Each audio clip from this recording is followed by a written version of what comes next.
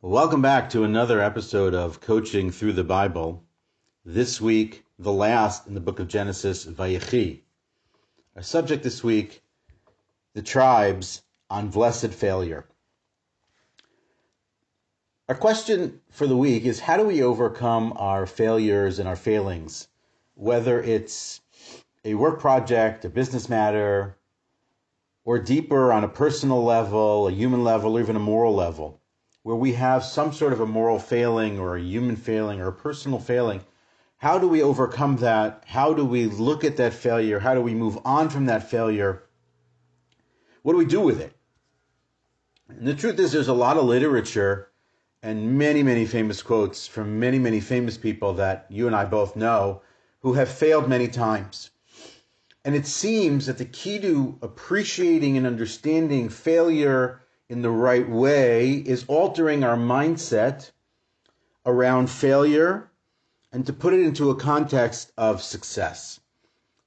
When we look at some of the most famous people who have ever lived, world leaders, Lincoln, Washington, famous athletes or others, they've all failed at certain times. Lincoln failed a lot.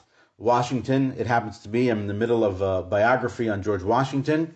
Look at his early military history and how often he failed at the beginning of his military time before he became the leader of the revolution and ultimately the first president of the United States. He failed often. But as Albert Einstein famously said, failure is success in progress. So when we shift the mind and how we think about failure, and it's not the opposite of success, but rather a necessary component in success, then perhaps we begin to appreciate failures in our lives and ultimately create greater successes in our lives. Tom Watson, who's an CEO at IBM, said, if you want to succeed, double your failure rate. Fail more often. Don't fail bigger, but fail more often. Fail small, many times. Learn from those things. That's what we're going to talk about today. Silicon Valley is famous for saying fail fast and fail often, but really very much understanding failure, because when we look at our reading this week in Vayechi, Jacob comes to the end of his life and he sits with his children and the extended family and he's offering what are supposed to be blessings. He's supposed to be blessing his children before he passes on. But when he begins to read the blessings, quote unquote, that he offers his eldest children, Reuben, Simon, Levi, they're not apparently blessings. They appear to be curses. They appear to be very harsh rebuke of his children. So it doesn't sound very much like a blessing. But Rabbi Shlomo Wolbe, quoted in the book recently published by Rabbi Shalom Rasner, one of his weekly talks on the Torah reading, says that Jacob blessing his children in this way is being fundamentally and crucially and vitally honest with them about who they really are, what more they have to do, what more they have to be for the journey that they are on and the journey that they're going to go on. That what I've done till this point is simply not enough, not good enough, and in some cases, absolutely a failure. Rabbi Yaakov Kamenetsky, in his work, in multiple articles in the Emet Liakov, talks about the tribes of Shimon and Levi, the second and third born sons of Jacob.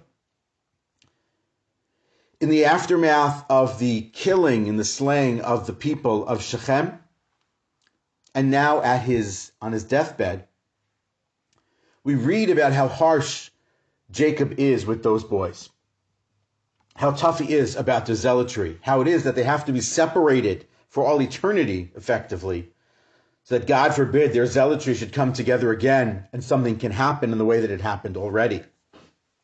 But when one looks deeper and sort of sees what happens as it goes forward, one realizes that the great leaders in the desert for the Jewish people come from the tribe of Levi.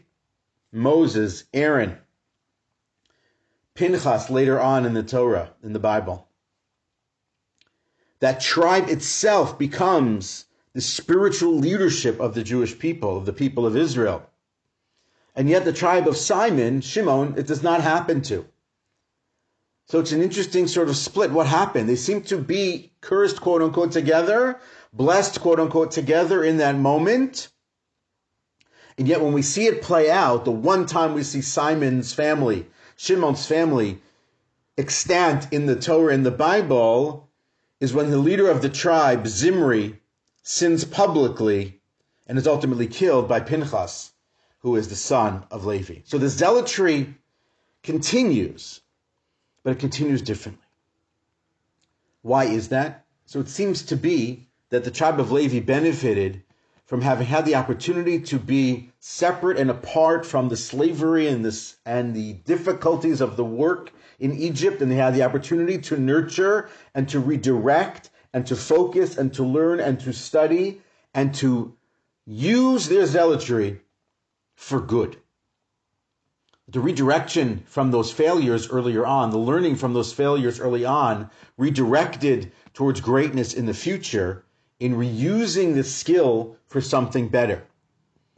The first key to really begin to appreciate our failures and ultimately our successes and seeing our failures as part of our success is to learn and grow from those failings. I mentioned him once before, Tal Ben Shachar, who I had the pleasure of studying with many years ago at this point, once told that group of people, either you learn to fail or you fail to learn.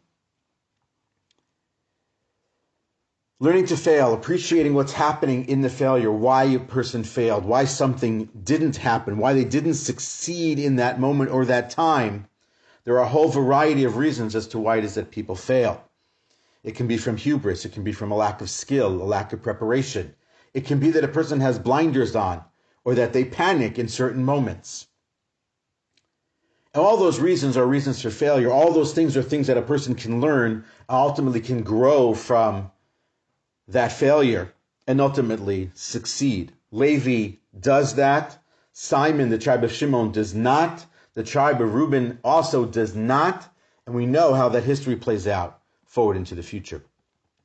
In the book In Pursuit of Leadership, written by Gregory Morris, it's a book about the principles and practices from the life of Moses, leadership principles and practices from the life of Moses. There are many books that can be learned about Moses. He dedicates an entire chapter to Moses' failures. And when he's pulling out the lessons learned in terms of how we begin to appreciate how failure happens or why we fail, but ultimately what we get from failure to be able to move forward and to move on in our lives, are the following very important steps. First, to appreciate the nuance in the context.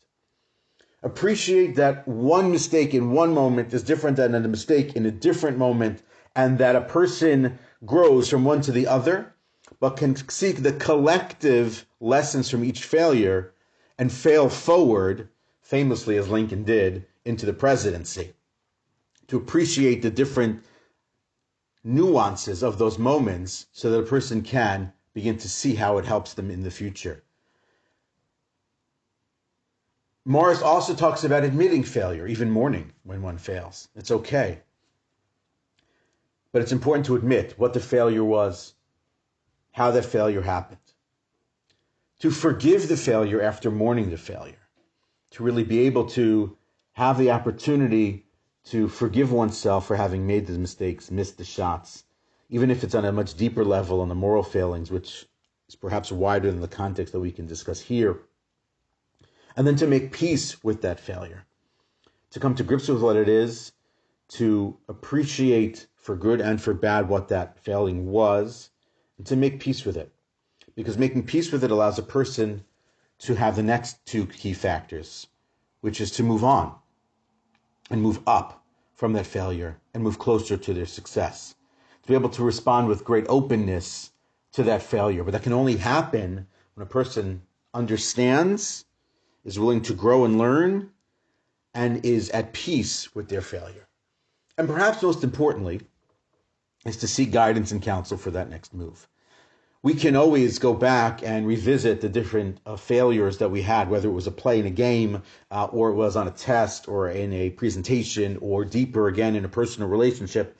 And we can go back and do it again and again and again and not get to where we need to want to be, to fail forward into the right success and to have the blessings of those failures play out for us, to seek the guidance and to get counsel, to look with someone else, another set of eyes, a fresh set of eyes on why X or Y or Z happened, or why A or B or C was what we did when we should have done 1, 2, or 3 something else. In fact, I recently listened to a set of talks by professionals, professional psychologists, in the idea that they teach their children to fail.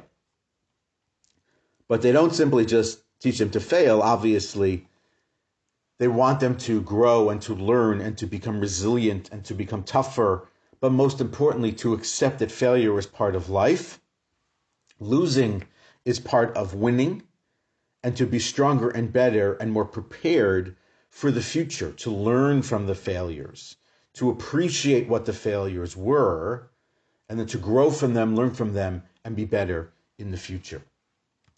To sort of understand it and to sort of close with a quote, it's a quote from Maya Angelou. You may encounter many defeats, but you must not be defeated. In fact, it may be necessary to encounter the defeats so that you can know who you are, what you can rise from, how you can still come out of it. Ultimately, life isn't about failures. Life is about appreciating and celebrating the successes that there are. But it's also coming to understand and appreciate that along the road of success are many failures.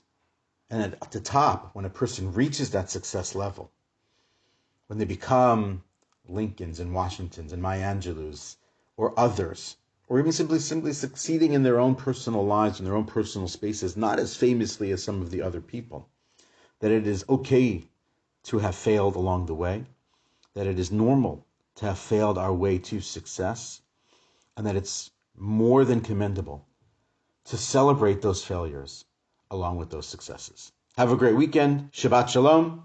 See you next week as we begin the book of Exodus.